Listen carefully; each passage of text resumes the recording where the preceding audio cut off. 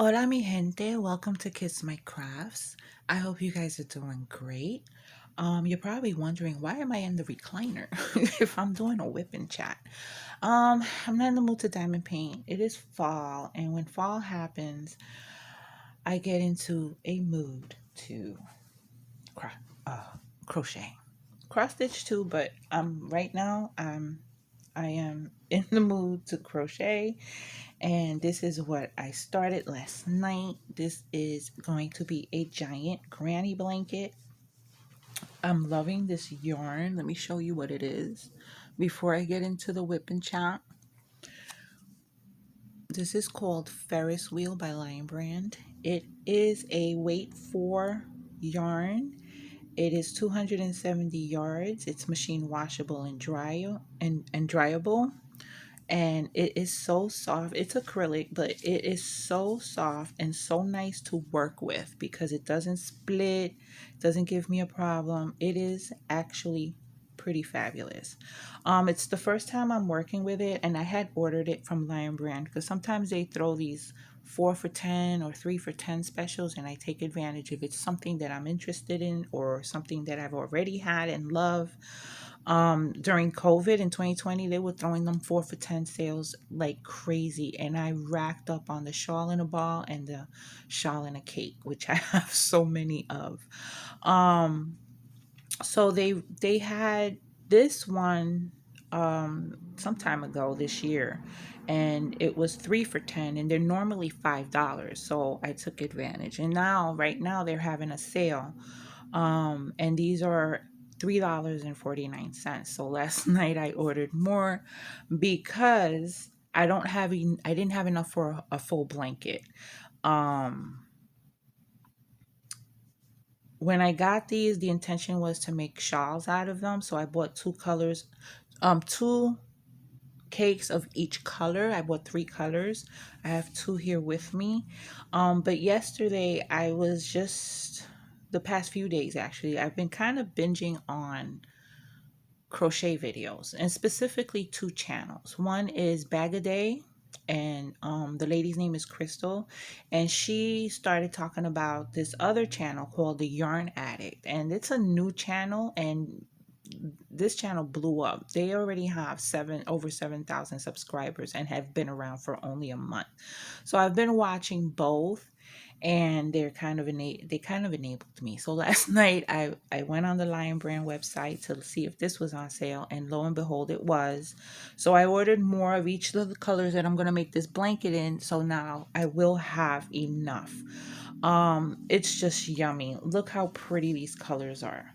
How gorgeous is this? And I found a video from Blossom Crochet, and she shows you how to make the granny square that looks seamless.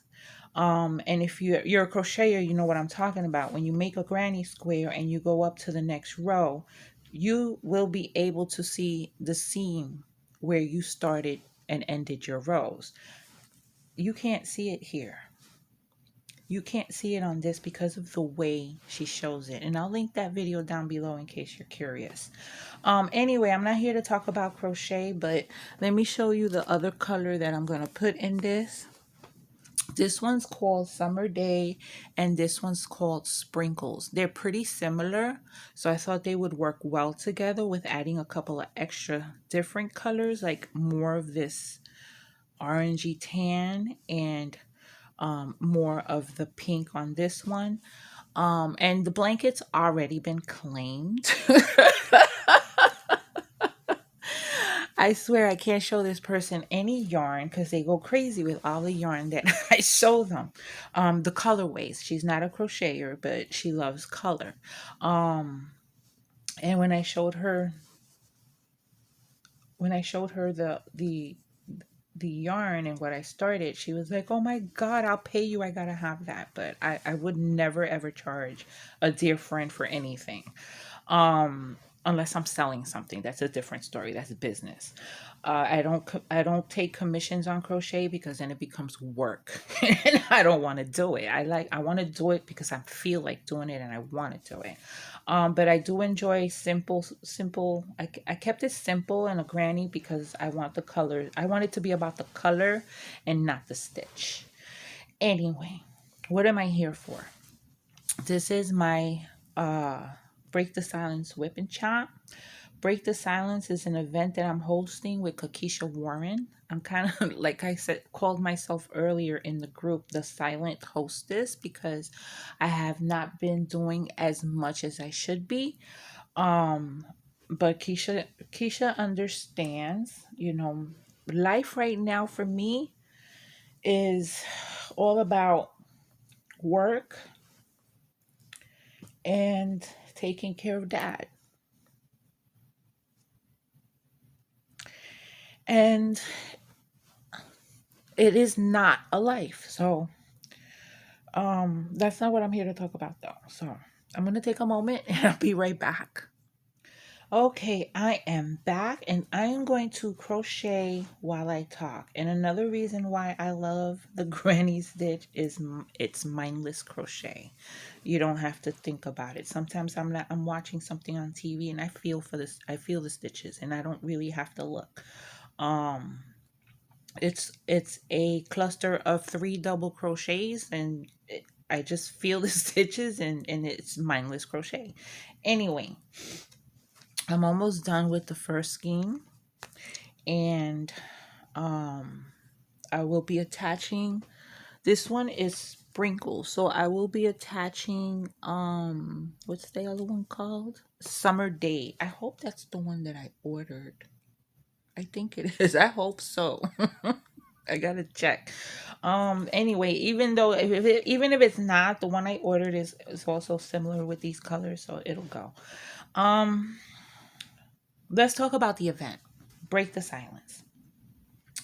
This event, first of all, there's over 500 people in the group, and that was a milestone. Second of all, to go through the group's feed and read the stories that people are telling and are brave enough to tell, I get chills. I got teary eyed. I wanted to applaud. I mean, I'm going all over the place. Break the Silence event is a DV awareness event for the month of October. And what you had to do was work on a diamond painting that was predominantly purple because it is a purple event. Okay. So we made the group. Well, Keisha created the group and she has a team of people helping her, moderators and stuff. And people are telling their stories of their experience with DV. And the reason I'm saying the initials is because YouTube is funny with certain words. And even though I don't get but some pennies per view, it still affects the monetization when you use certain words. Hold on a second. You're not seeing really well what I'm doing. Okay. If you want to see, I hope you're working on a project while you're listening and not watching me. Um, so people are telling their stories and their experiences or the experience of a loved one and how, they had to watch their loved one suffer through DV. Man, my story is nothing compared to what some of these people have gone through and have endured and have gotten away from and have um restarted their lives and moved on, or then there's the ones that are still in it. And to those people, there's help, there's ways, there's help, and I know what it feels like to feel stuck because that's where my story comes in. So when I met my son's father, I was 23 and living at my parents' house. and we started dating, and he was like, "Hey, move in with me." Now, if you knew me then you knew that my parents were strict and nosy and wanted to know every single thing that I was doing, every step I made. I even walked in one time and they were searching through my things in my room.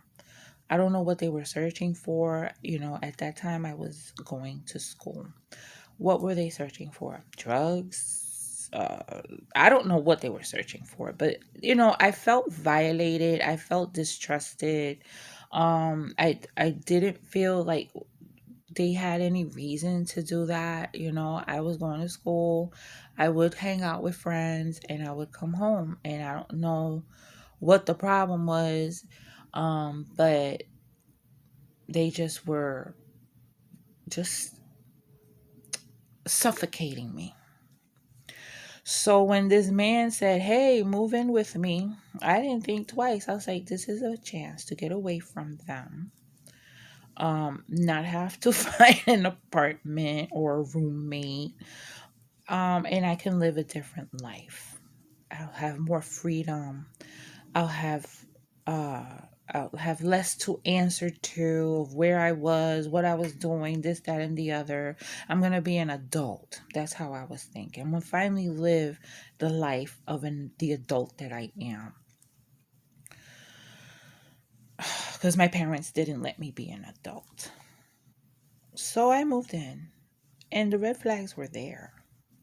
They were there when we were dating, but I wasn't paying attention to them. He is older than I am. At the time I was 23, he was 32. And the first red flag was we got into an argument. I don't remember what. This is years and years ago. And mind you, my son is 32, so this is a lot of years ago. And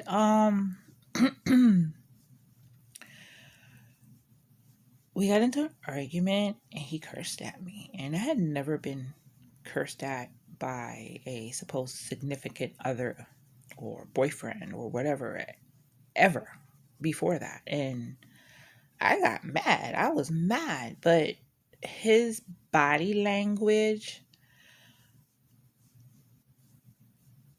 made me more madder because he looked like he was going to hit me. He balled up his fist.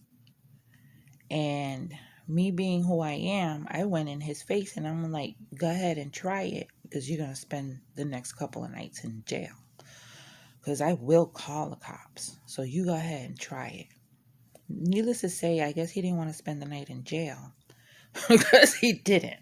But the disrespect already happened when he cursed at me. Um, and that line was crossed.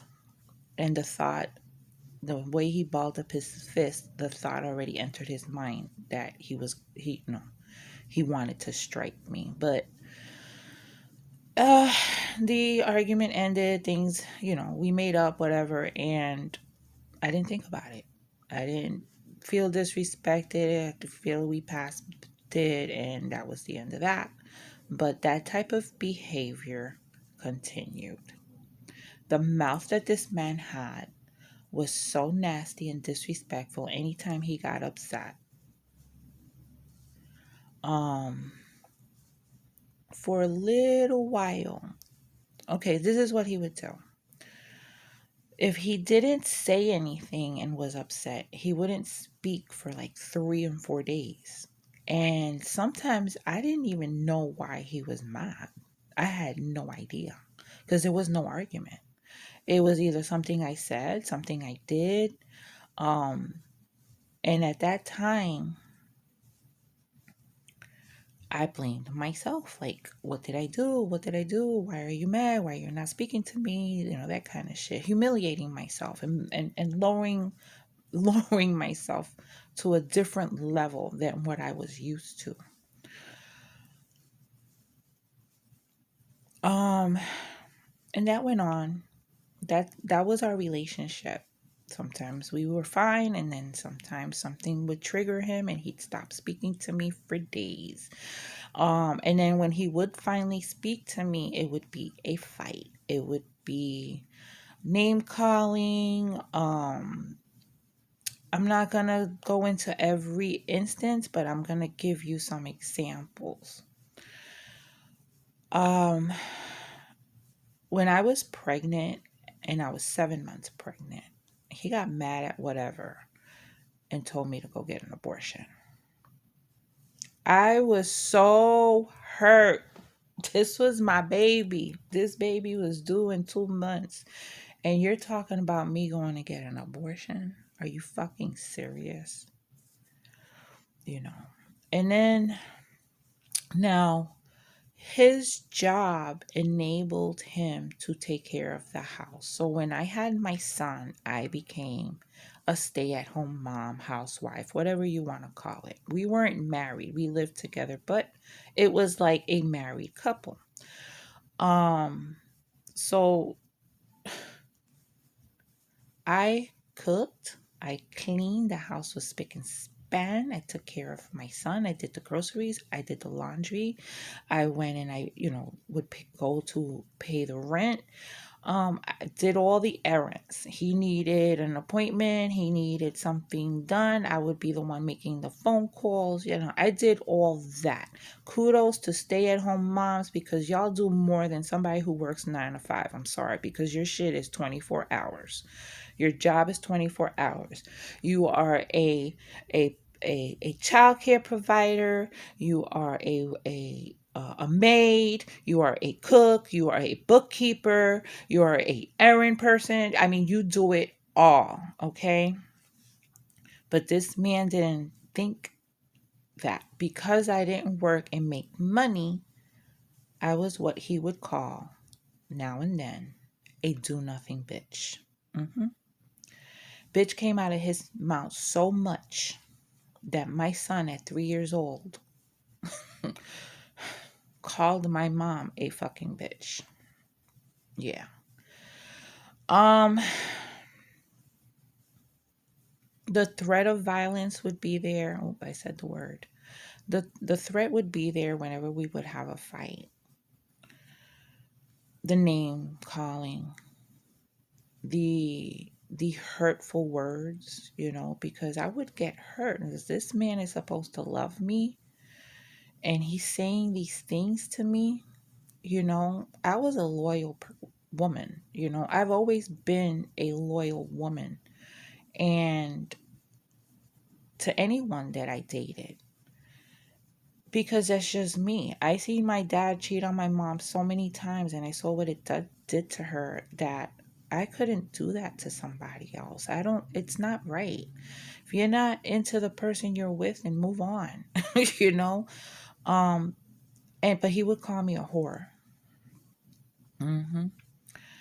I endured a lot of names, a lot of hurtful words, a lot of threats. And then my son, fast forward to some years, my son went to school, and now I wanted to go back to work, and I did. Now I'm making my money. Now I'm helping out with bills, getting my own things, not having to rely on anyone to buy me clothes, shoes, toiletries. You know what I mean? It's very hard to rely on someone for all your needs when you don't have a job. And I promised myself I would never put myself in that situation again, where someone has to take care of me. No, fuck that. I like making my own money. I like getting my own things. Don't get me wrong. I be asking Jose for gifts. Yeah, for Christmas, birthday, Valentine's, I put out there what I want and what I'm interested in, so then I don't be disappointed. That's a whole other story. But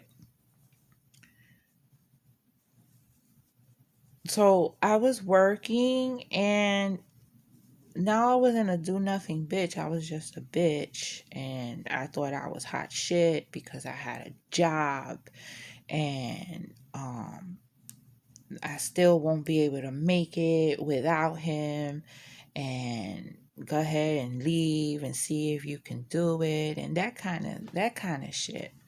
Like, it was never, oh, you're doing good. Thank you for helping me with the bills. Thank you for helping with the groceries, and buying me clothes, and buying our son clothes, and making Christmas extra special. None of that. It was never, you know, any type of appreciation for what I did do.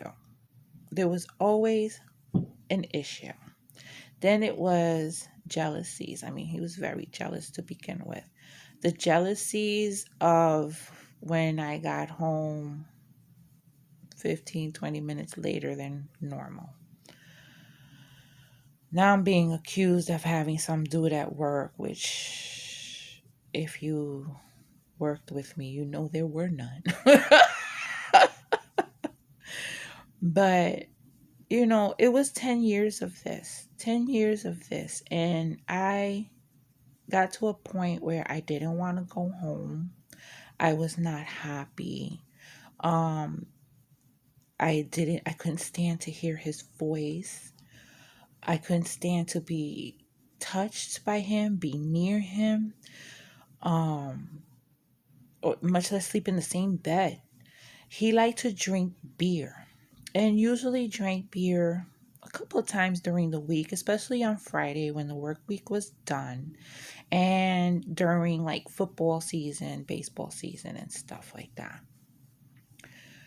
And when he would drink a 6 pack of beer, he would pass out on the sofa.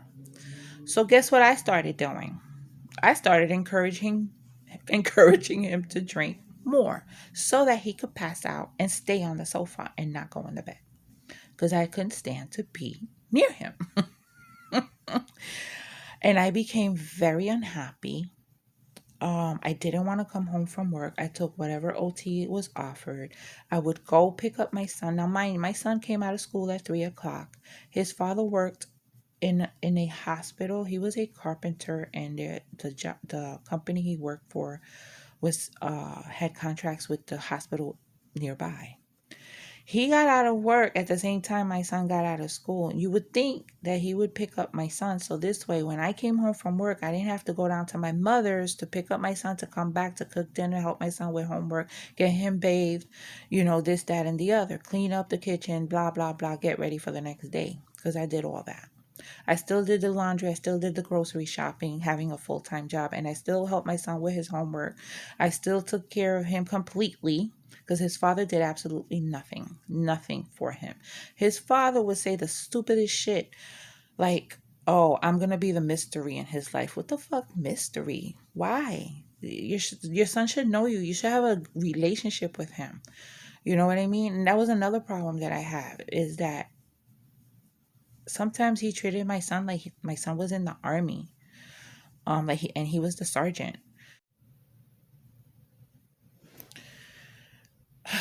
My SD card ran out of storage, so I don't know where I was up to, but some of the conversation got cut off because I didn't realize my phone was not recording anymore. But where I left off in the video, what I was saying was, talking about my son and the lack of relationship his father had with him all his life, pretty much to this day. Um, so 10 years of this. And as the years went by, I got less hurt by his words. Like, I became immune and like didn't give a shit anymore. Um, and I wanted to leave. I wanted to get out. I wanted out, but I didn't make enough money to get an apartment for me and my son. I wasn't going to go back to my parents' house because when I moved out, my mom says, I give you 2 weeks and you'll be crawling back here.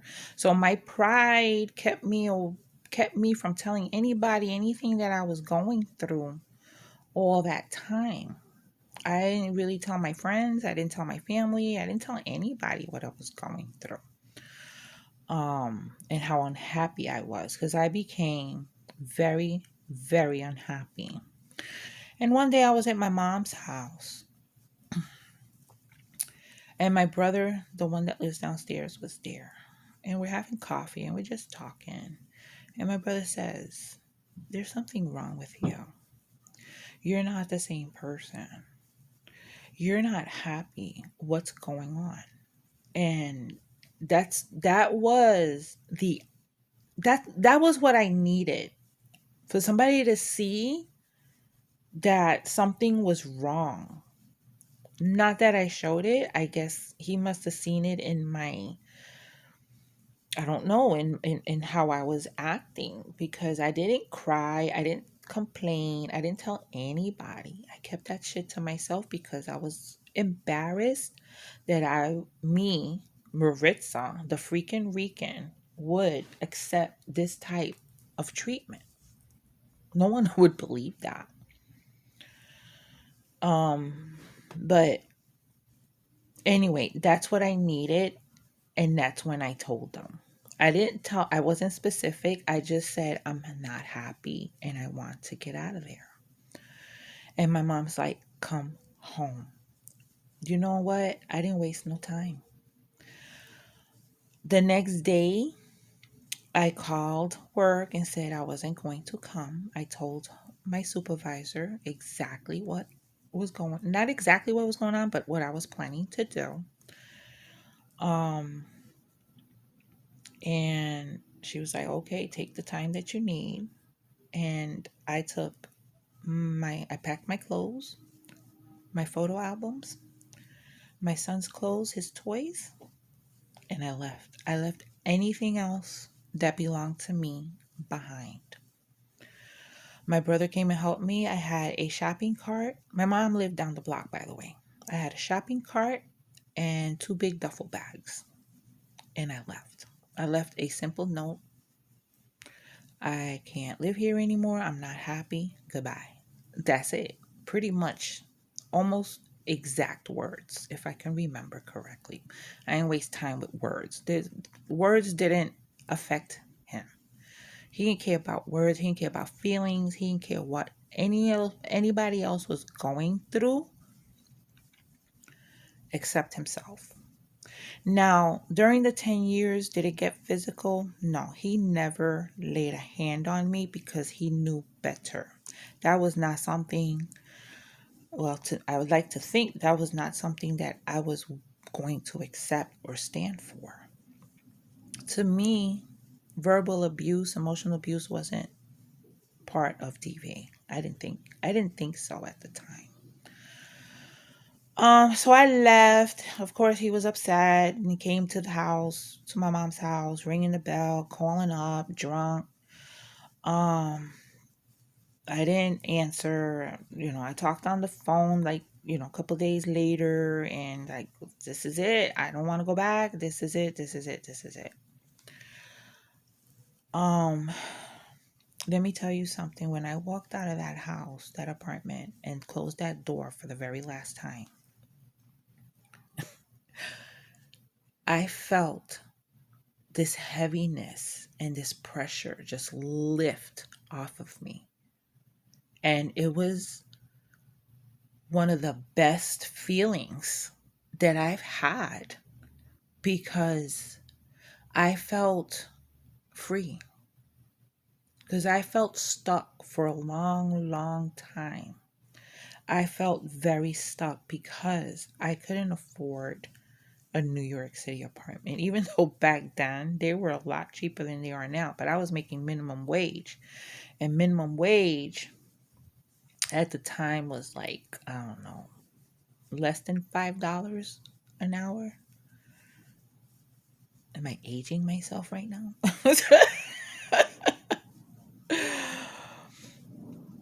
And he couldn't understand what the problem was.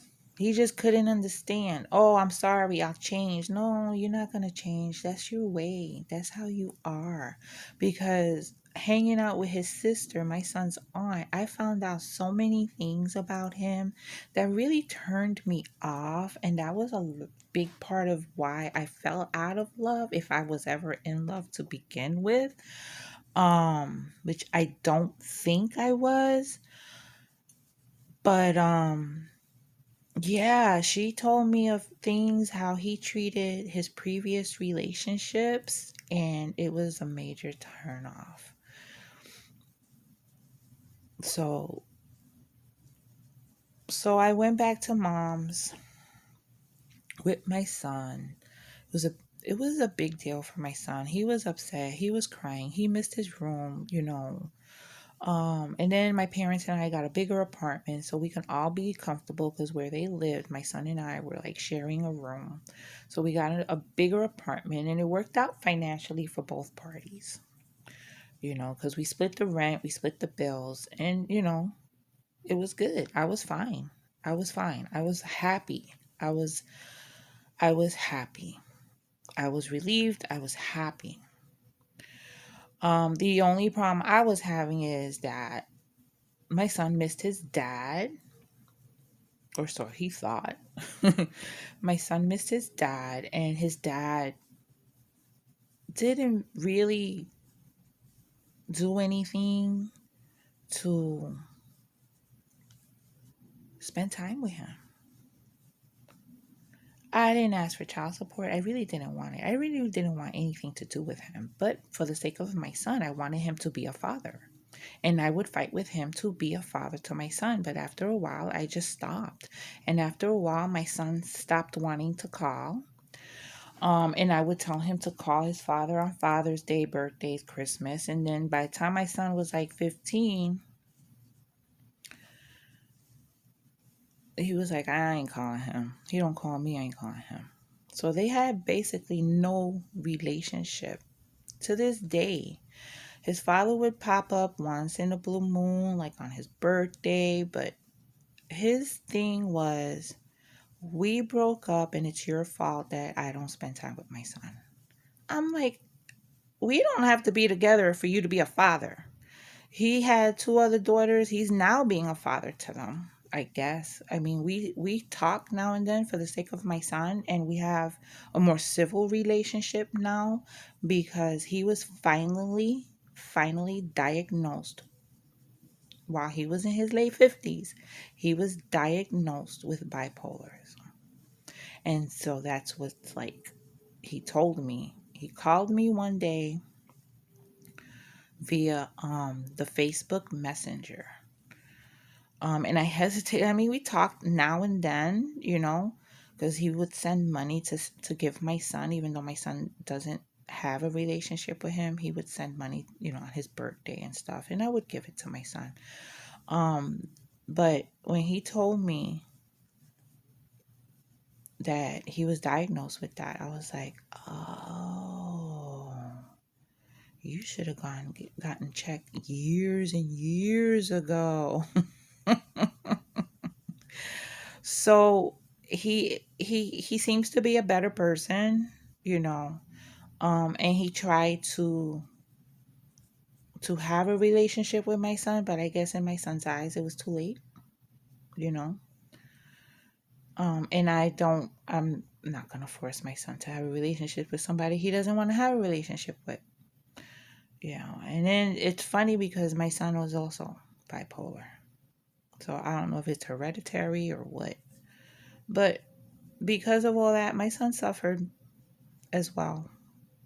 My son's mental state is not that great. And I think a lot of it has to do with those first 9 years of his life, and the fact that his father didn't have anything much to do with him, didn't play that father role at all.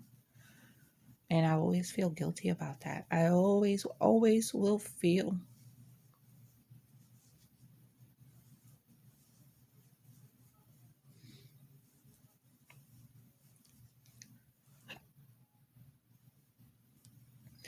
I need a moment.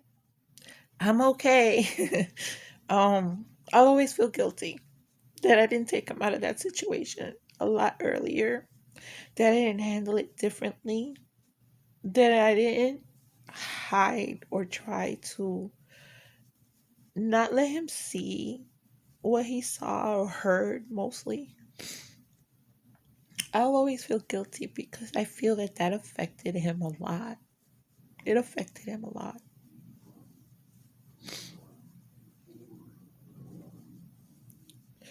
And I'm trying to make up for that, but he won't. He doesn't want anything to do with me either. And to me, it's the mental illness. This schizophrenic bipolar is no joke. And he's not getting therapy. He's not on the meds. But I'm always gonna blame myself for not taking him out of that situation a lot earlier than I did. Because by the time I did, I think the damage was done. He doesn't have good relationships. You know, he can be an abuser himself.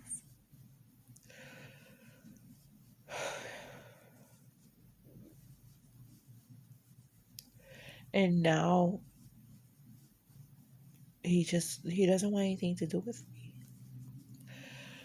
Um his girlfriend told me that the other day, and it's a little spark of hope that he is willing to go get family therapy. I told him, I will go and do the therapy with you, with him. He's willing to do the family therapy now, but he wants to just get, just be, start with himself first.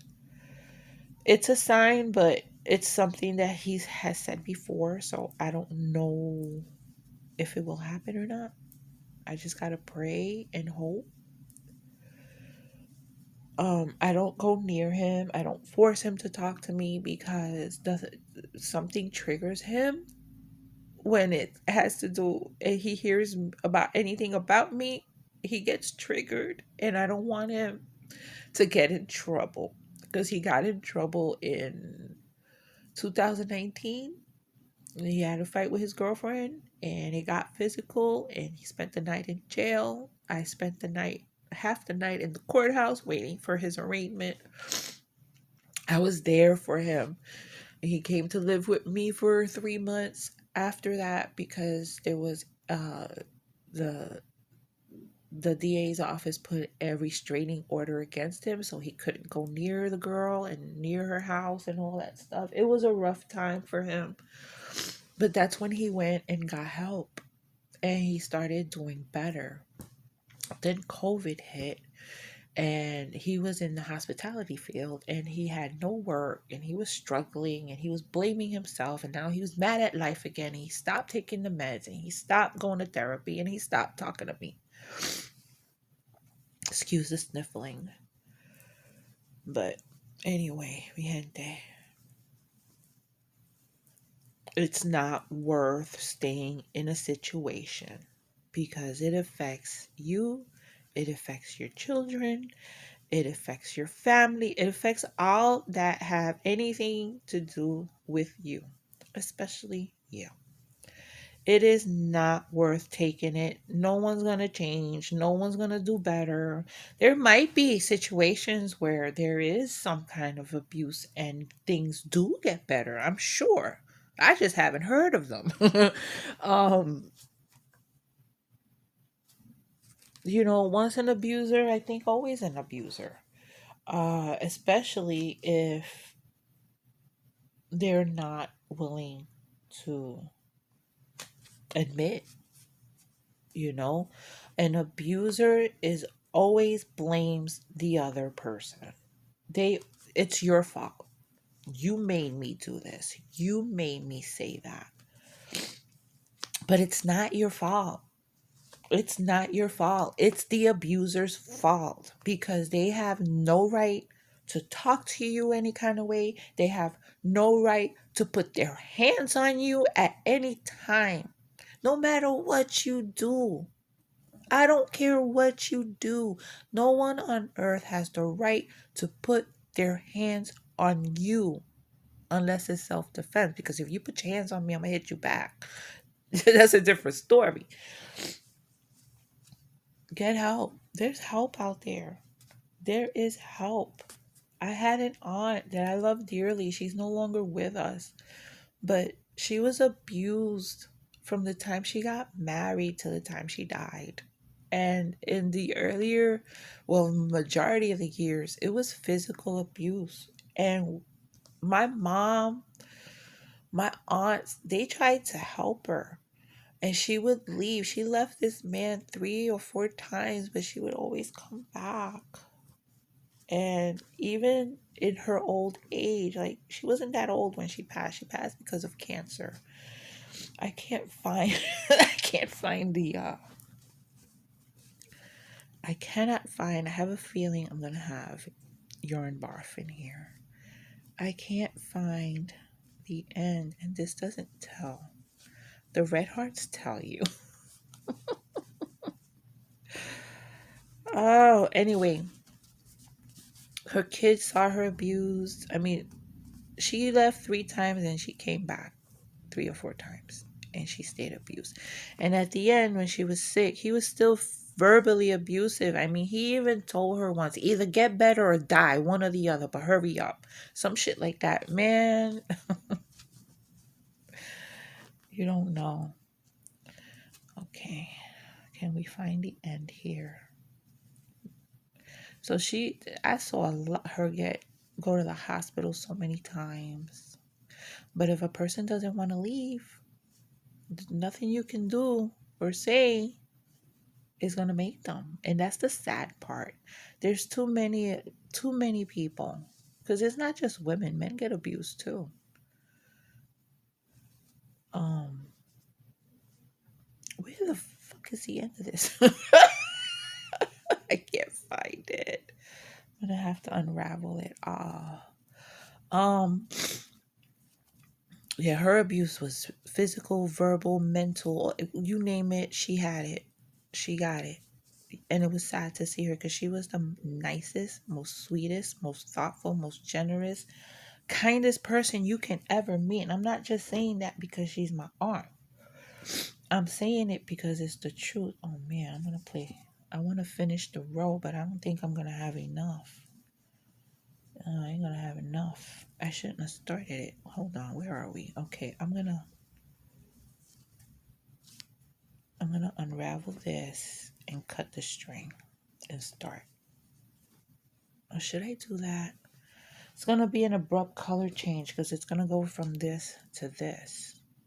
I mean, from this to this. I can say, hold on, I'll just do it. This is the beauty of the blanket. You never know what color you're gonna get at any time. But anyway, mi gente, this is long enough, emotional enough. Um, I'm not emotional about what I went through. Nah, I've been over that years and years and years ago. I know what it's like. I know how I should be treated, and I know how I want to be treated, and I'm not gonna stand for anything less. I'm with Jose. And Jose ain't no easy person, but guess what? As tough as he is, as badass as he can be, he's not an abuser. He pisses me off, but he's never ever hurt me or my feelings. And I think that's why he's my lobster. He's my person.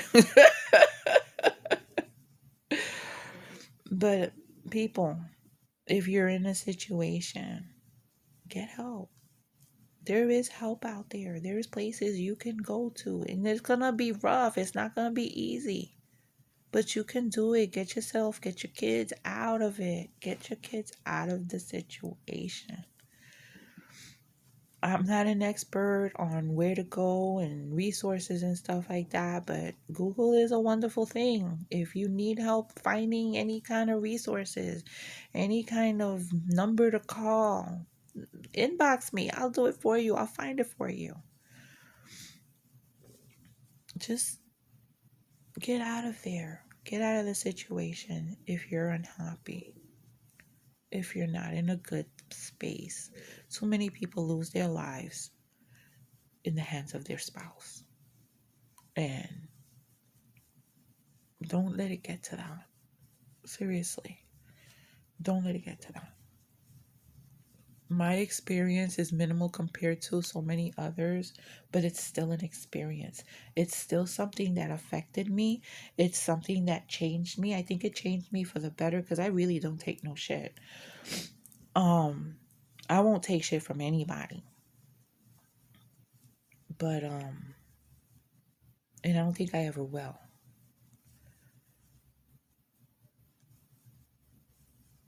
But yeah, I don't know if you're gonna get anything out of this whipping challenge, but I hope you come away with a little bit of inspiration to not take it no more. Don't take it no more. Anyway, guys, thank you for joining me. I hope this was interesting to you. I hope it was helpful. I don't know. I don't know what I was trying to gain. I don't know what I was trying to do, but I just wanted to share my story. And what I went through and why this event is important and why the awareness is important because you never know what somebody's going through. I kept it quiet for 10 years. I kept it hidden. You couldn't tell for a long time. And it took someone that was close to me to see it and bring it out. Don't wait for somebody to bring it out. If you got family, you got friends that are telling you and trying to help you, let them help you. Don't be proud. Pride can freaking be a fucking hinderer.